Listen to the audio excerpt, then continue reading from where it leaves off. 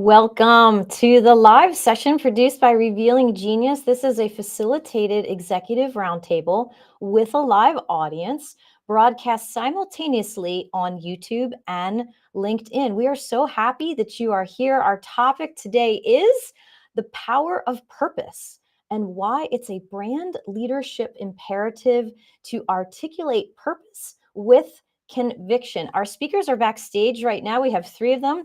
I will be introducing them one at a time in alpha order.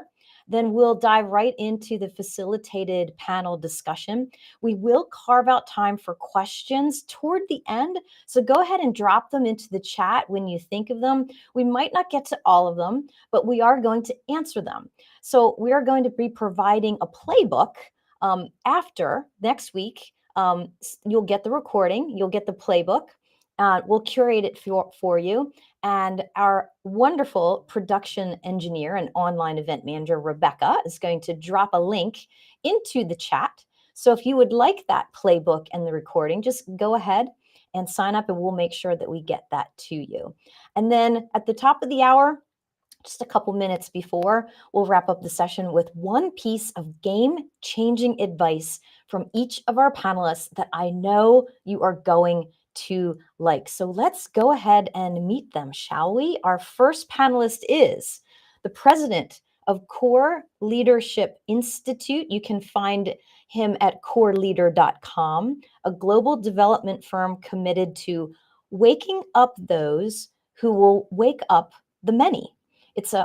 His clients include Lego Group, Ben & Jerry's, U.S. Military Academy at West Point. He's helped over 25,000 leaders discover their purpose, and he shares his insights through podcasting, speaking. His book, which I've read, you can see it here. The foreword is by Brené Brown, and he also hosts a course through the Harvard Business School MBA program. So please welcome Nick Craig. Thank you, everyone. It's great to be here with all of you. Great to have you here, Nick. We're so excited to hear your insights. Our next panelist is the CEO and founder of International Purpose, found at internationalpurpose.com, a consulting firm and social enterprise.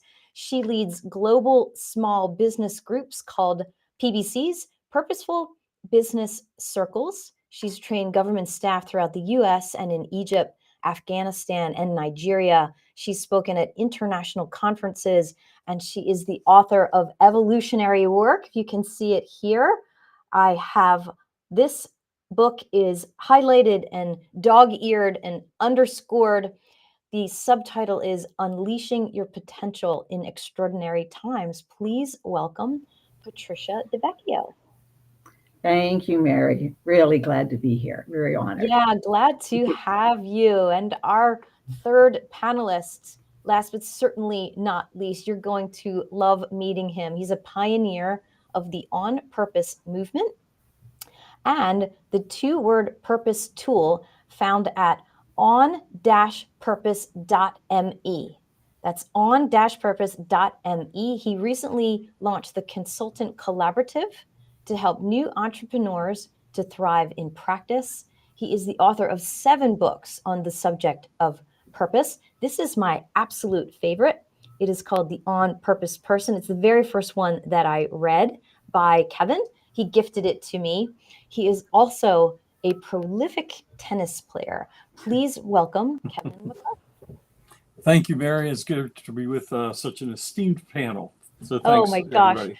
It is going to be such a good discussion today. I absolutely can't wait. So thank you, panelists, for being here. Thank you, audience, for being here. Let's go ahead and dig into some questions. We're going to start right out of the gate with a strong one, and it is this question. Here we go. Why is articulating our brand's purpose with conviction more important now than ever before? Nick, why don't you start us off? What are your thoughts?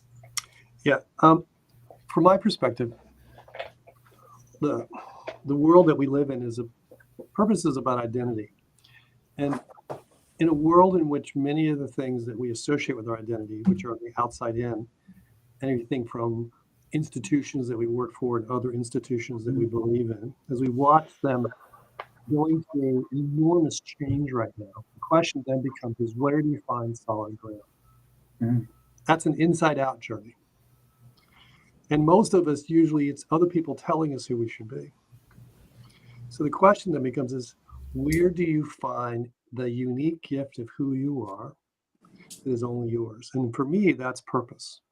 That's the ultimate answer to A, why are you here? But also, if you weren't, what would be missed that could not be replaced?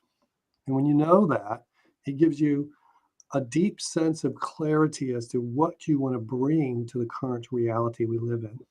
So that's the adventure that I find myself working with companies and leaders on is, okay, so what are you going to do that no one else can do?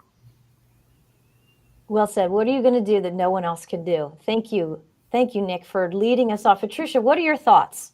Why is this topic so important right now? Mary, we are going through such changes, as a world, really, as a society, as humanity. And we need some steady ground.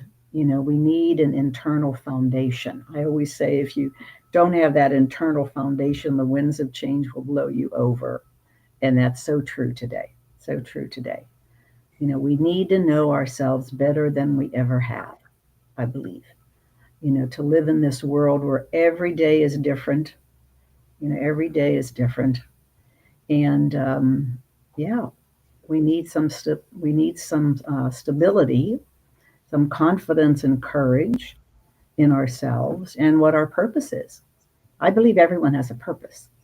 Therefore the name International Purpose. And if everyone has a purpose, then everyone has a job to do, right? To take that purpose and mold it into a job. So technically, there should be no unemployment. There should be no unemployment. I believe jobs actually discriminate, and there's never going to be enough jobs for all the million and million of youth, especially, in emerging markets. So we need to really cultivate entrepreneurship, thinking outside the box. Everyone's purpose can turn into a service or a product. Yeah, Brilliant. And we hear you, Patricia, when you say that we need stability, and purpose provides stability in an ever-changing world. That was my takeaway. So thank you for that. Wonderful. Kevin, weigh in for us. Yeah, and I'm going to say that it's really authenticity is what we're looking at. And actually what I want to do is throw it back to you, Mary, because, you're quite remarkable in your own right, and you're not tooting your own horn, but you and I worked on Revealing Genius, and that is your personal brand. That's your 2-word purpose statement. And I think you could speak to this really well in that regard if you're open to it. How's that? Sure, absolutely. I'll give you a plug, Kevin. So a quick story of Kevin was the one that sort of grabbed me by the throat and said, you need to start this company, and you need to call it Revealing Genius. He actually went out and found the domain name and said, woman, you need to do this. You're really good at this. You should pivot into this. And I thank you for that, Kevin, because you sort of tapped me on the shoulder and enabled me to move forward when I wasn't quite steady on my own feet. So I appreciate that. And Revealing Genius is it is the reason why I exist to serve. I know that at my core. That is what I was born to do. And I wasn't always able to say it with that level of conviction. I've had a lot of help from you, Kevin, and Patricia and Nick. But when you get there, you operate on a very different energy level. And I feel very lucky and blessed. And I just feel, like I'm standing on terra firma every day because I know my purpose, I know my why, I know my non-negotiable hows. And that's what I want for everyone. And I know Nick and Patricia and Kevin, you want that too. Like Patricia talks about stability. It really offers a level of stability that's unprecedented.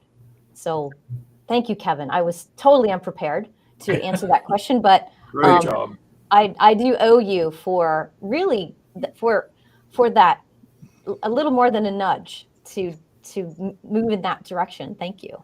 You're So welcome. Kevin, I would say that you just demonstrated what purpose looks like when it shows up, because what you did was probably a beautiful expression of your purpose. Thank you. Mhm. Absolutely. And that's what Yeah, you're doing. Kevin, can you share your purpose? So I'm just curious, Oh, to my see what you two-word would. purpose statement is being on purpose. And part of that is purpose has very specific meaning to me. On purpose is alignment with that purpose. And then being, I'm very much a futurist. I'm living in the future. So being present is a real challenge for me. And so purpose statements, I find, have a double-edged sword where it's both aspirational, but also it's something that we're working towards, but we're also living in. So that's kind of the nature of what it is for me, of being on purpose. Brilliant. Wonderful. Great start. Strong start. Thank you, everyone. And I wanted to direct our audience to the chat. If you're joining us just now, thank you. Thank you. Howdy from Weatherford, Texas, Travis. Hello from Charlotte, North Carolina, Pam. Feel free to drop into the chat where you are dialing in from. We would love to hear from you. And we're going to shift to question number 2. And I can attest that there are many people on the call today who are either publicly or privately navigating some kind of a shift or a change in their lives or work. So we'd love to hear from each of you. Can you share a moment in your career where a clear sense of purpose influenced a major decision, a strategy, or a pivot point? Nick, why don't you kick us off? Okay, so there's many different answers to that question as I think about it, but probably the most profound one is that a little over 20 years ago, I found myself working for a number of very brilliant people who wrote books and articles and Harvard Business Review articles and stuff. And I was the person on the ground who had to actually make it work. And it's a real big difference between the Harvard Business Review article and what it looks like on the ground. Let me just tell you. And what I found is that 80% of the time, everything we did failed. 20% of the time, it was unbelievably amazing. And they would write the article about the unbelievably amazing journey. And I would read the article and go, this is not what happened. The reason it was so amazing was because of this one leader that was so amazing that it would be impossible for us to fail. And on the others, no matter what we did, it was going to be impossible for us to succeed because there wasn't enough wisdom there. And I kept bumping up against wisdom or lack of wisdom and realizing that I was not going to be able to fix it. Okay. And at some point, I got tired. At some point, I said, I am not going to do this anymore. I'm going to go figure out how to help people access their wisdom, because if they can, everything works. And if they can't, nothing we're going to do is ever going to help these people. And in some sense, that's the moment when I said, I'm going to go figure this thing out. Now, it took a long time, but I got to the point where I just couldn't do it anymore. So that's my version. Well done. And so glad that you did that. Now 25,000 plus leaders later and counting. They're all bald, just like me. I don't know what happened. Just kidding. Thank you, Nick. Patricia, what are your thoughts? Can you share a moment in your career where your purpose led the way? Sure, Mary. And I'm going to piggyback on what Nick said, because I believe to really solve the complex problems that we have today, we have to do that from a deeper level of wisdom. And at the same time, from a higher level of consciousness. We really need to be more mindful. A friend of mine from India would always say we need to be consciously conscious. And that isn't always easy to do, to be conscious that you're conscious. But that's a lot, a lot of the work I do really is about transforming one's thinking. So they are thinking more in the future, like Kevin was saying.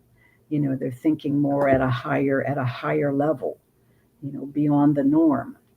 And at a deeper level at the same time, because we need that wisdom, we need that sense of humanity that sometimes isn't there. And where has that gone? I wrote an article once that says, where has our humanity gone? And then something else you said, Mary, was with that question, was to me about sort of being called. I was called to do this work. And it was a very strange feeling. And I always say that, I grew up in the Catholic Church, and I always wondered how a priest or a nun was called to the church. And then I had this feeling of being called, and it was very unusual, very, very unusual. But I knew that was it. I'm doing this work for the rest of my life and into the next one, if there is one. And as Mary always says, to impact generations to come, for sure. But one quick example was when I was really called to do work in Senegal, which was my start of having worked in Africa. That's a great story. That's a great example. I know the story, so please tell it. Yeah. Well, one thing about it was that every day I cried. And I cried because I was so touched by the people. We do not know how most of the people on this planet live. And one will never know unless they go and spend time in a developing country. Then you know. And Senegal is known for their hospitality. And it's very, very true. They're very hospitable. And they have touched humanity unlike we have in the West. We don't know humanity as many other people in the world know humanity. It's a very, very different feeling. Yeah. Thanks, Mary. Yeah, great story. Thank you, Patricia. Kevin, can you share a moment in your career? You have lived, my friend. You have lived. You have been on lots of adventures. Well, I'm going to go back to the beginning for me for purpose, because I was a commercial real estate developer, had a career, MBA, all of those sorts of things, and I lost it all. And through a business partner that was doing unethical things, and I walked away from everything and started over. And in the course of that start over at about age 35, I started really thinking about what was working and what wasn't working in life and in business. I'm a business guy. What can I say? And I discovered, in reading that all these people said, you need to know your purpose. People would talk about purpose, but nobody said how to find it. And so I really started digging deep. This is 35 years ago. I'm digging deep into this whole concept of purpose, where there was not these conversations that are going on today. And I came across an equation that I created, which is called the purpose of the person aligned with the purpose of the organization. And I call that the on-purpose principle. And when the purpose of the person is aligned with the purpose of the organization, that's where the energy is. That's where the authenticity is. That's where the identity is. And that moment I wrote that, I showed it to my wife, and she said, that is really brilliant, because I call it sort of the theory of Einstein had E equals MC squared, which explained a very complex series of things that the purpose of the person aligned with the purpose of the organization does that. And little did I know at the time that I would invest the rest of my life in developing the personal side of that, the organizational side of that, and the alignment side of that. So the last 35 years, that's what I've been about. And so it was really pivotal in my life. And to Patricia's point, I felt called into it. It didn't look for it, but I was called into it. Great. Thank you, Kevin. Excellent. And it's a perfect segue into the next question. So our first two questions were about personal brand. And then our next question is going to be, we're going to focus on company branding. And for those of us who are just joining, welcome. Glad that you are here. We're going to drop an article link into the chat. It's a really good one. Nick mentioned the Harvard Business School.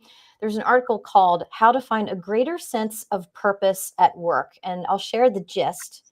The gist is Harvard Business Review did a study, and they found that 89% of their leaders surveyed said a strong sense of collective purpose drives employee satisfaction. However, a minority stated that their organization currently runs in an on-purpose way, only 39%. So that's our question, is how do you run a company in an on-purpose way? Like, how do you align a company's mission, vision, values with its brand purpose in a way that, as Kevin just alluded to, resonates with both employees and customers? Nick, what are your thoughts? I feel like I'm being tortured by being the first one to always have to answer this question, but it's alpha order. In the future, you're going to have to go switch it around. So here's my view of organizational purpose statements. They have one thing in common. There are a bunch of words. Most of them are pretty awful. There's people who put a lot of effort into them, and nobody else has any clue what these people were smoking when they came up with it. What I've found is the key to the kingdom is to say to people which word speaks to you the most and why. There's always a word that speaks to you. It's like a Rorschach test. And then I have them say, well, when were you most living it? And so for me, organizational purpose statement is like a title to a movie. Princess Bride, Empire Strikes Back, Goldfinger, The Good, the Bad, and the Ugly. The names themselves or Pulp Fiction have no meaning. Without the movie, it's in the stories people tell. And the most powerful way to get someone to connect with an organizational purpose is to create meaning, and they do it, you can't. So they have to say when they most lived it. They have to write the script of when they were the hero in the movie, in which the movie wouldn't end well if they didn't do what they did. When they do, then they're all in. And it's a created event. It's not a comms thing where you do the videos and everybody thinks the purpose is wonderful and saves everybody's lives. But it's really it's a creation process. Everybody's going to create them together. And you have to find it and have the aha yourself. And I think, Kevin, what you were saying is so incredibly, incredibly true. Is there's this deep connection between my purpose and my company purpose. When I can speak to that, it changes everything. Okay, I apologize because I've said much of what both of you are going to say, and I apologize. I'm not the only one who has figured out how to do this sauce. So, but no worries. Nick, you have some fans in the chat. It looks like we have John from Harvard, I know. Massachusetts. I was like, well, exactly. You can come hang out with me anytime. Yeah, how about that? Oh my gosh. Welcome, Maria from Pennsylvania, Jackie from Boston, Mushtaq all the way from Malaysia. So glad that you are here. And he is amazing. He should be on this show. He does this work in Malaysia with university students. He's done amazing work. He's got a couple of books he's written on purpose. And so he's one of us on this journey that he and I found each other. And I think the beauty of this work is there's a number of us around the world doing amazing work. Yeah, for sure. Excellent. Well, Mushtaq has a question. We're going to answer your question as we get a little bit closer to the top of the hour. Thank you for weighing in. And if anybody has questions, go ahead and drop them into the chat. We'll try to answer as many as we can. And if we don't, we'll follow up with the answers to them in the playbook. And Rebecca, our wonderful online production engineer, is going to drop a link into the chat where you can go ahead and get that playbook and the recording. And hello, Blake. Hello, Jane from Providence, Rhode Island. So glad that you are here. Patricia, enlighten us. How do you run a company in a on-purpose way? You have to live it, Mary. You have to live the purpose and demonstrate what that means to others, and they will know by how you live it, by your values, your principles. You have to be it. There's this phrase about be, do, and have, that you need to be what you want in life, and then you can have what you want in life. How's that? Wait, be, do. The do is second, and the have is last. So you have to be it. You have to resonate with it. You have to be the model of it. You need to speak it. You need to think it. You need to verbalize it. And I think a big part, Mary, I know you know this, I've talked to you about it, is that one of the techniques I use in my work, I call it falling in love with my client's potential. And I do. And love is one of the most underused attribute in the world. There's a book that Krista Tippett wrote. I'm sure some of you know her. It's called On Being Wise. And she talks in the book about love being one of the most underused attribute in the world, and the only one, that's going to cause us to really be a healthy society. How do we bring love into our world, love into our purpose, right? I mean, our purpose has to resonate something. So what if it resonated love and wisdom, and curiosity and many, many, many different attributes. So I think And I've heard you say it many times before, be, do, have, see. So be, do, have love. People will see love and they will respond accordingly. So yeah, well said, Patricia. Thank you. Mm-hmm. Kevin, how do you run a company in an on-purpose way? I know you have lots of thoughts around this. Well, I think first of all, let me say from a very practical perspective, because it is a very practical thing that we're talking about here. I know it can seem pretty ethereal and sort of out there, but purpose, vision, mission, and values are the language of leadership and strategy. And that's a unique jargon that the average person doesn't really grasp. And to Nick's point, stories, however, are universal. They have been forever in time. You can look at Joseph Campbell's, the hero story, or and all that's involved in that.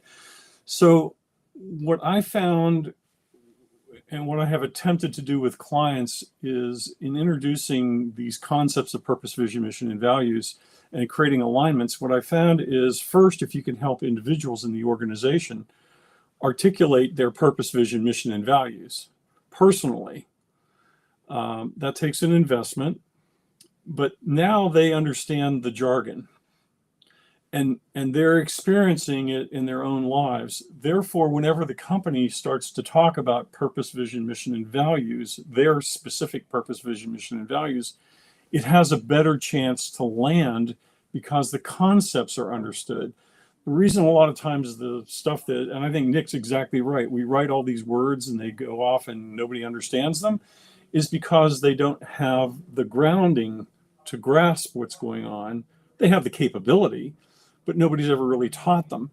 And so what happens is when you create a culture within an organization where these words are able to be sort of penetrate into the ground and then take root in their lives, and then also they can see then expression of that in their work, now it has a much higher probability for alignment to take and to have the performance that follows. Yeah, makes sense. Thank you.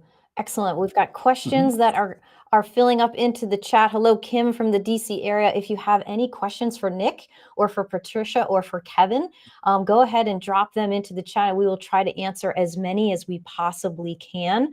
On to our next question. Gosh, I read this incredible article last week. Credit where credit is due. It was sent to me by my colleague, Lisa Hograff, an amazing writer and our editor-in-chief. It's from National Geographic. If you Google it, just Google National Geographic 33. Google National Geographic 33 and you'll find all the information on it. It is amazing. They just published their 33 Agents of Change. They featured visionaries, creators, icons, adventurers, and it's all about striving to make our world a better place. For example, there's a doctor engineering a cross-species heart transplant. There's an app developer who built an online marketplace for food waste. And then there's my favorite, the CEO of Patagonia. And I think we can all nod our heads. We all know the iconic brand Patagonia. And he stunned the business world by announcing that he was giving away his $3 billion company. That's with a B, with 2% of its shares going to a trust where profits could be used for social good, and 98% to a newly created nonprofit, which uses the funds to advocate for environmental causes. Now, this is a direct quote from him. He said, Earth is now our only shareholder. So the reason I share all this information is it's a setup for the next question. And Nick and Patricia and Kevin and we've talked about this individually, and now I'm excited to talk about it collectively. So the question on the table is, how do you balance purpose with profitability, especially when they might seem to be in conflict? Nick, I know you get that question a lot from CEOs. Well, here's the interesting thing. Companies don't do purpose when everything's working. The only companies I've worked with is when they're having an identity crisis. And it's really, they're either going to get back to the magic or find the magic, or it is just, somebody's going to be turning the lights off. I was working in Lego. Our adventure started in 2016 when they, after 10 years of double-digit growth, they fell off a cliff and they started laying off everybody because they lost the magic. Or down in Australia when I worked with one of the big retailers, it was because they were about to be eaten up by the U.S. competitor. Or even Ben and Jerry's, and then trying to figure out, like, are they going to really do this thing and what would that take? In every case, there was a challenge of identity and death and survival. But I also know is that everybody that we end up working with actually does really well on the profit side. What's interesting, though, is that what shifts for them is they go from seeing that as their focus, profit, to something that has a set of other metrics. And they're different, whether it's a bank or it's an ice cream company, for which sustainable profitability is part of it. They have to do that, and they have to get it really good. Right now, Ben & Jerry's is up 20% to be able to do all the fun stuff they want to do. If they don't do that, then you know what? Everybody comes and takes them and just puts holes through their head. So the bottom line is it is a non-negotiable, but it's not sufficient in its own right to be the only thing.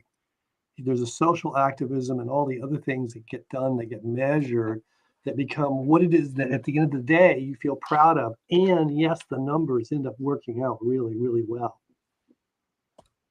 So yeah, it's got to work together, but there's a larger container. And Brilliant. Thank you, Nick. Absolutely. Patricia, you talk about feeding the pocketbook and the soul. I do, Mary. I do. Share your thoughts on how you balance purpose with profitability. Well, I don't think they're mutually exclusive, hardly. To me, they live together. They need to live together for any business to survive. And I work with mostly socially responsible businesses, who want both. They're looking for both.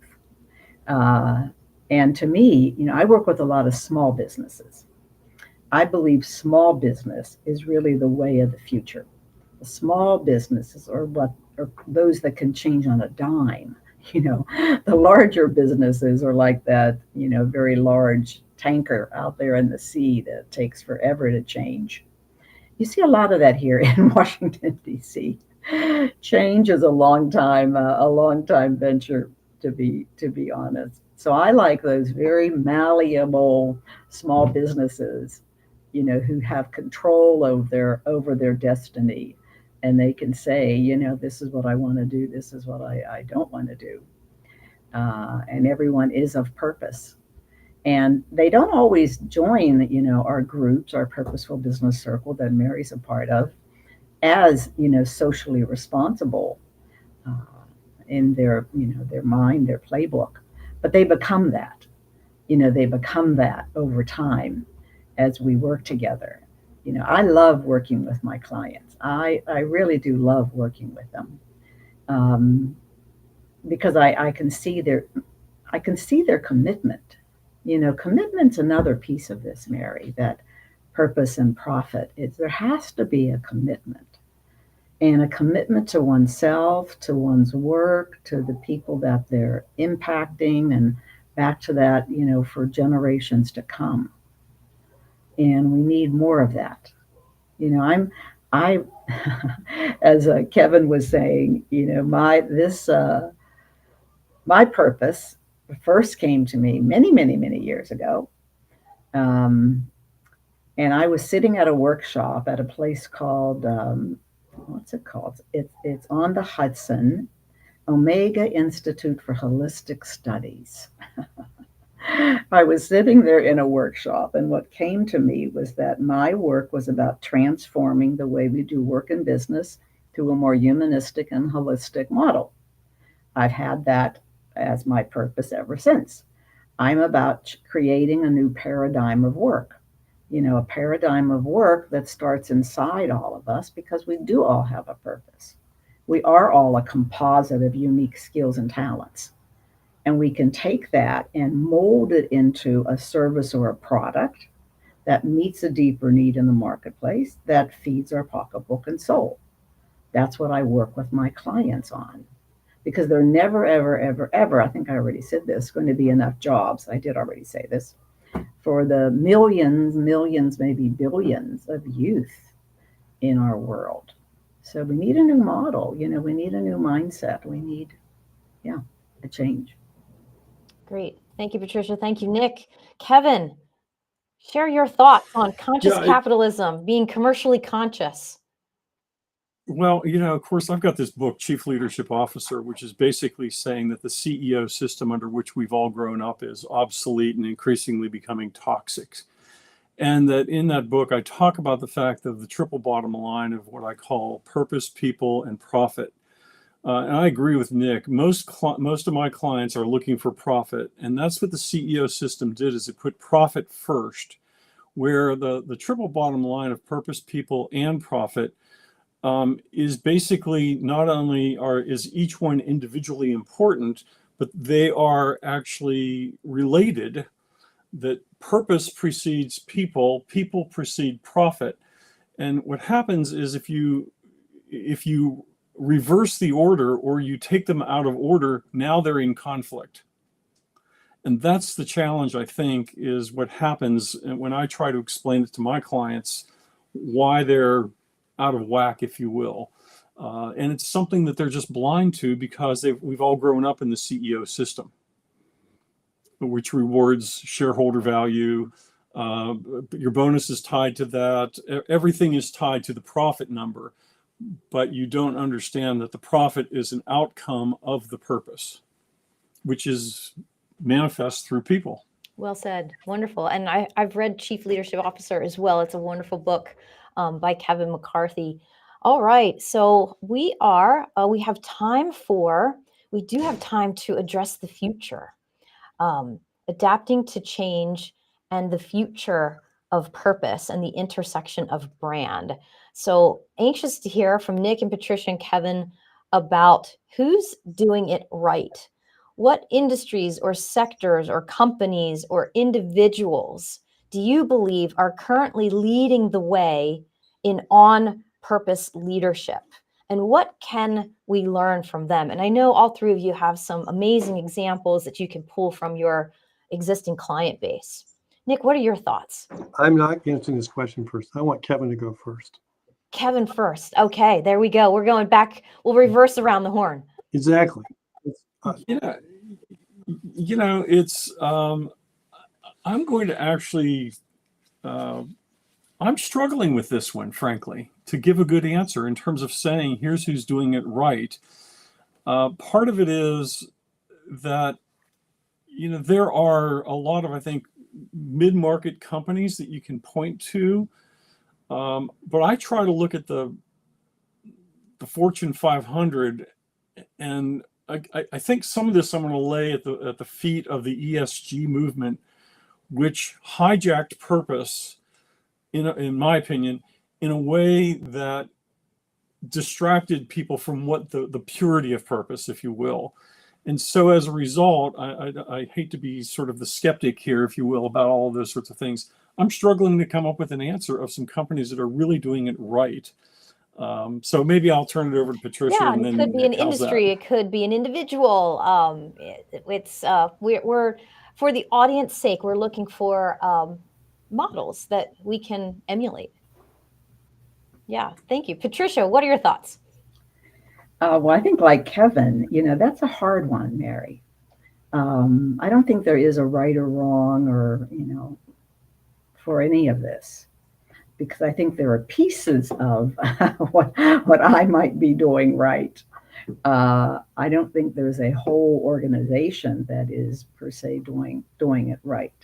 And at the same time, I say that more and more people are striving to do work from purpose. They are. They're striving to do good work, to be consciously conscious of what they're doing, and make it that purpose people planet. Because we're not going to survive otherwise. We are going to be out of here. We are not going to survive unless we shift the way we are thinking, the way we are acting, the way we are being in the world. It's a must. It's not a like to, or I would if I could. So many times people will come to me. I do a lot of coaching, and the groups that Mary mentioned, these purposeful business circles. And they'll say, I want to be on purpose. I want to change what I'm doing, but I'm not willing to change my lifestyle. I'm not willing to give up any of the money or any of the perks. I want to keep all of that.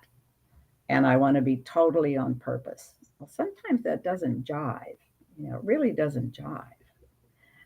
Sometimes we have to let go of those trophies, in a sense, or shift their importance, because it's probably not going to happen.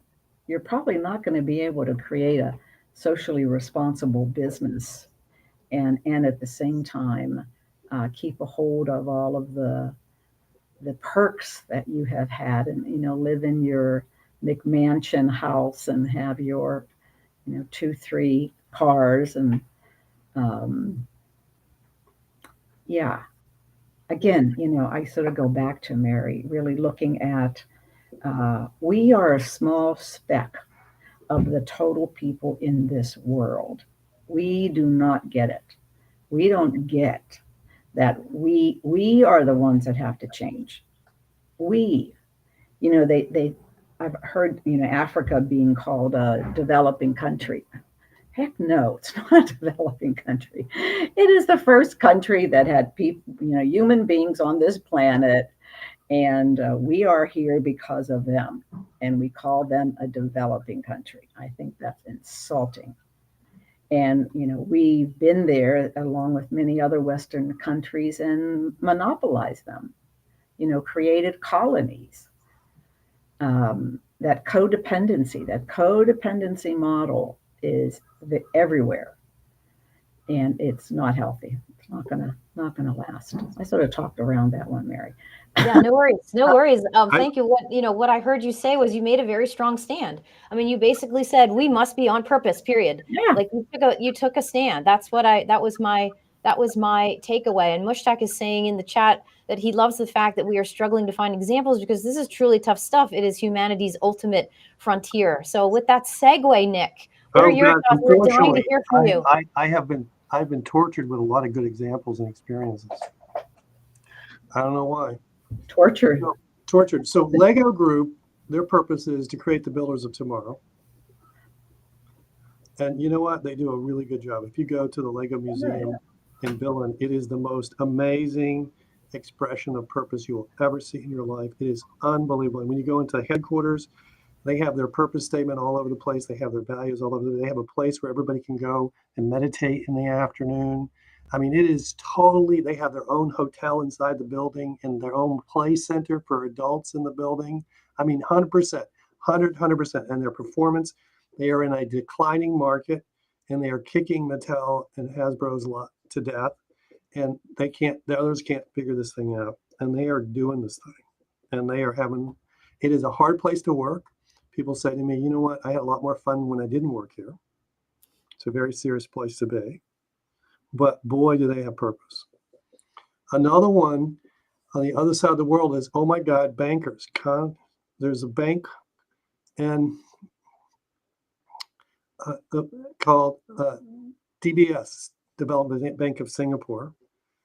And I helped them come up with their purpose, which is to make banking joyful, about 10 years ago. And they went from being worst to best in the world. They have completely transformed. They are one of the top 10 transformations of the last 10 years. Paul Cobbin, who was the chief transformation officer, and PS, the CEO, were the magic elf combo that did what probably no two other humans could have pulled off. And they've written it, and it's an unbelievable story of the distinction between purpose-driven versus results-driven. And oh my God, it's an amazing adventure. Here in the US, I have my favorite story is Charlie and Manny, who run Broad River Retail in Charlotte, North Carolina. They run Ashley stores. Furniture selling furniture is one level above or below selling cars. You can decide which you would like to put it. And every one of their employees has purpose. They are a very incredibly purpose-driven organization. They are running circles around everybody else. I actually did a podcast with them just recently. And, they decided to do this when they were almost bankrupt. So the reasons to not do it were really good, were incredibly good. And they did it anyway. And when you meet these two, you know what? There's something inside them that is just so purposeful. And it's like, how do you make the impossible possible? And, it's sexy. Lego's kind of sexy. You could argue you give them a pass. Ben & Jerry's is kind of sexy. U.S. Special Forces kind of sexy. Okay, but furniture selling, really? And when you see doing purpose in what is otherwise seen as a really mundane job that everybody, turnover of your salespeople is, you get most of them turn over within a year. They haven't had anybody turn over in 5 years. And they have 20 people who have sold more than $1 million a year now. And they have a lifestyle that they couldn't have otherwise. So it is possible to do it really well and to do it really well, really right. And yet Patagonia, challenge with Patagonia, I hate to say this, is their business performance has not been as compelling as their narrative. So it's an interesting tension as to what is it that the tension of sort of how do you play the whole thing? And, in some ways, how do you have an ability to have an even bigger impact is part of what's the play. These guys who are in the furniture business are having a huge impact on how people see purpose in Charlotte. And they're like, oh, if these guys can do this, maybe I can do it sitting in a paint shop, selling paint. Because in some sense, how do we bring it down to normal people doing normal things? And that's the invitation. I would say the place I see purpose anytime I want to see it is when I go to a museum and into an art museum. And I will tell you, when you see a beautiful piece of art, you know that you're looking at something that only that person could create. And the gift they give you when you sit in front of it and talk to it and it talks back, and you realize that you're speaking to the soul of who that person was when they painted it, whether it's a Monet or a Renoir or whatever it may be. Those are as powerful of moments, and most of those people were never successful in their lifetime, right? And so I just think that in some ways, the interesting tension and opportunity of purpose is that for some of us, and it's not what we do, it's how it shows up even after we leave that makes the biggest difference. Yeah, Okay. and I love what you said, Nick, about that, we accept your invitation for the bigger play. Like, how can we think seventh generation impact? Like, how can we think bigger than ourselves when we really get clear about our purpose? So well said. Love the examples. It is possible. And there's nothing better than when you are on purpose. Kevin has his hand up. Actually, I thought of one while we were talking about it, and that is there's a university, High Point University is an amazing university. I call it's a cross between an education at Harvard, Disney campus, and probably Nightingale Conant. That doesn't mean anything to people probably today, but a positive thinking environment. It is a remarkable university that is there.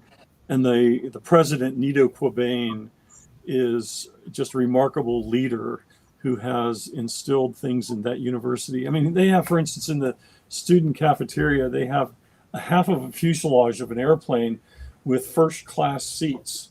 And he said, I want my students to understand what it's like to eat in first class. When you walk around the campus, there are bronze statues of famous people. So you can sit next to Thomas Edison and eat, or Abraham Lincoln. And there's quotes in the bricks. You walk around, every brick around that place has quotes all over it to inspire and uplift the students.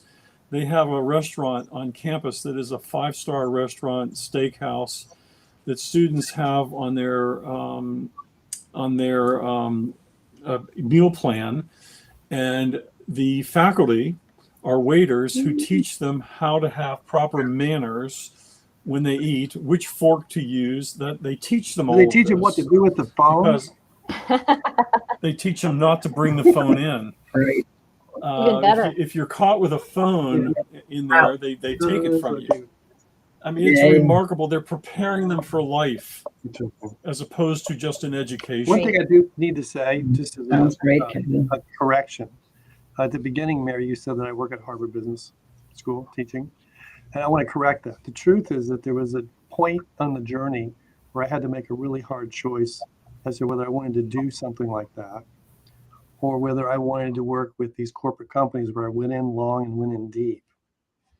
And I realized that touching a lot of students would be good, but staying in systems and helping them get it right was actually what was calling me. So my ego was not happy. It wasn't. It really wasn't. And I had colleagues who were there, and they tell me enough about how much of a pain in the butt it was to do grading and everything else. And I sat and I realized that my purpose wanted me to stay in these companies. And one of the reasons I get to tell these stories is all of these are organizations I've gotten to play with for 10 plus years. And the number of times we got it wrong far exceeds the number of times we did anything that got it right. But the momentum is that it finally actually really does help and works. And I say this to everybody to say, doing the sexy job isn't always the purposeful thing to do. So I don't have that as the moniker. All my colleagues, I help design all the content that's taught in Authentic Leadership course and a whole bunch of purpose work and everything else. Yeah, it's brilliant. But I'm not the one seating on that stage. I got to go schlepping all over the place and keep banging people on the head and saying, "Okay, really? Are we going to wake? I can only pull your. Let's get this thing and let's just do this thing and do it right." And then they're like, "Oh, okay." Yeah. So we all have a reason for why we're supposed to do what we do, and purpose isn't interested in whether it looks good or not. It's interested in what it is that we're forced to do. And writing books for me has been a pain in the ass, and I hated them. And it forced me to write some of these books. And I have never liked my purpose when it keeps forcing me to do that. And I scream and yell at it, and it screams at me and says, "Listen, I'm going to win. So would you just shut up and start writing?"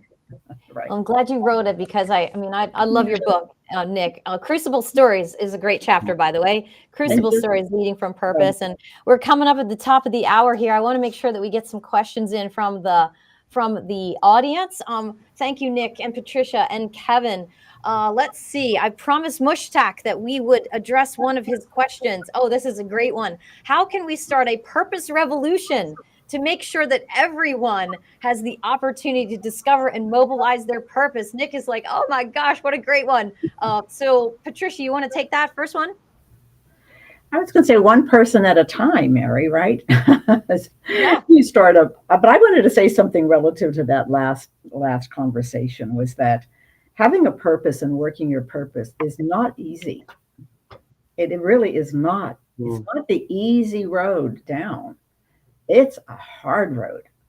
Like Nick was saying, you sometimes have to do things that you really don't want to do, but you're being called to do it, and you got to do it.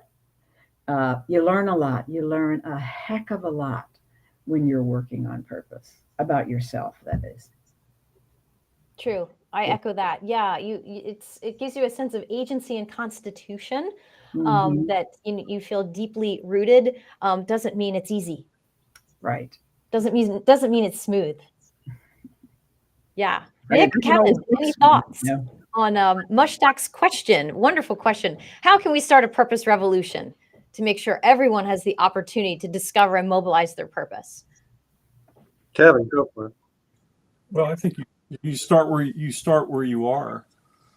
I mean, it sounds so trite, and cliche, but it really is. You start with yourself, and then start with your marriage if you're married, and then start with the people that are around you, and share it every chance you get, because it's kind of like, if you can go back to the biblical model where Jesus had basically 3 people that were close to him, and then he had 12, and then there were 70. And that form of discipleship, if you will, created a movement. So again, if you can surround yourself with 3 close ones, and then 12 close ones, that's the way you start Brilliant. a movement. Yep. What I'll say is this: is Mushtaq is actually an interesting character. He's got all of the students in the university defining their superpower, their purpose, how they're going to activate it. So that's what it looks like, which is, in some ways, my reality has been is you need a couple of people to wake up, and then they want to wake other people up. And once you get rolling, everybody wants to be in the party because it's the best place to be. In every organization I've worked in, at the beginning, they all have their arms crossed. And they're like, what did they get us into? What is this crazy thing? And then at some point, all of a sudden, they come to you and say, why wasn't I invited sooner? Wasn't I on the list? You're like, I apologize. We somehow missed out. That's when it becomes a movement, when everybody's banging down the door to do the thing. And the challenge is to set it up that way so that everybody wants to get in. And once they get in, they're like, oh my goodness, this is a heck of a better place to operate from. Now it's going to be hard and challenging and everything else. But my sense is that purpose is already a movement. And my thanks for everybody listening is the real question becomes is, how do you take it to the space you're in? And how do you get people invited? And, what is the currency that in the moment right now is the one people are interested in that can be connected to purpose? If you try to do stuff that's really too painful, they're not going to go there. But there are ways to pull off some amazing things. I just went to Vermont where we did maple syruping. And you put a little maple syrup on just about anything, and it makes it taste actually pretty good. So you could argue that maple syrup is kind of like purpose. But make sure that you only have so much of it, so make sure you put it on the right thing. So that's our soundbite for today, Nick. Maple syrup is a little like purpose. We're going to pull that out, and we're going to tag your name to that. Love it. So we have 1 minute left. We're going to do a quick around the horn, and I want to address the LinkedIn user. Thank you for putting the question into the chat. We're going to do a combination. So I want to address your question, and I want to ask Nick and Patricia and Kevin to offer their game-changing piece of advice before we close. And if there are any other questions in the chat, we are going to address them in the playbook. So make sure that you sign up, you register to get the playbook and the recording. We'll make sure that we answer your questions as fully and as detailed as possible. So our LinkedIn user is asking for advice, how to reimagine a new purpose and pivot in the face of forced change. What is your game-changing advice? And Nick, you have 30 seconds. Well, okay. Here's my thought. You see, if you're staying in current reality tends to have us sitting in the history of all the narrative we've had in the past. A really simple, tricky exercise that I find very helpful is I imagine my deeply purposeful self a couple of years in the future. I close my eyes and I stand up and I take 2 or 3 steps into operating and turn around and say, what is it I need to say to myself in the present? And it's amazing what beautiful things come through my mouth. Awesome. That LinkedIn user, I hope that was helpful for you. We're going to wrap up really quickly. So Patricia, Kevin, you've got 30 seconds and we're going to call it a wrap. What is your game-changing advice? As Nick just said, vision 5 years into the future and think about, how do I have to act and think today to move into that vision? All right. Great question. Great question in the chat. And Kevin, wrap it up for us. Bring it home. Yes. Yeah. To go to the question, there is no such thing as new purpose. Purpose is your spiritual DNA. So all that's coming along is just a different manifestation of your vision or your missions or potentially your values. And so the pearl that I would leave with you is remember that we're spiritual beings having a human experience, and that purpose is spiritual. And I think it's really important, regardless of what your background or perspective is. And that purpose really provides for us a bridge between that spiritual and that physical reality that we're having. And whenever you have that bridge, then you're able to travel over it much better than keeping them separate. Thank you, Kevin, for wrapping it up. Nick Craig, Patricia DiVecchio, Kevin McCarthy, thank you for carving out the time today. This was an amazing conversation. Audience, thank you for being here today. We love your questions. We will answer them, and we'll send you a playbook next week. This concludes our live session on YouTube and on LinkedIn, The Power of Purpose, Why It's a Leadership Imperative. Thank you, everybody, for being here. Thank you, Mary. Thank you.